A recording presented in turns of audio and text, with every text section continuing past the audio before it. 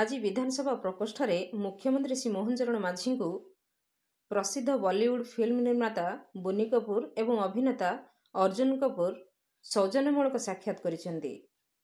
ଓଡ଼ିଶାରେ ଆୟୋଜିତ ହେବାକୁ ଥିବା ସେଲିବ୍ରିଟି କ୍ରିକେଟ ଲିଗ୍ରେ ମୁଖ୍ୟ ଅତିଥି ଭାବରେ ଯୋଗଦେବା ପାଇଁ ଶ୍ରୀ କାପୁର ମୁଖ୍ୟମନ୍ତ୍ରୀଙ୍କୁ ନିମନ୍ତ୍ରଣ କରିଥିଲେ।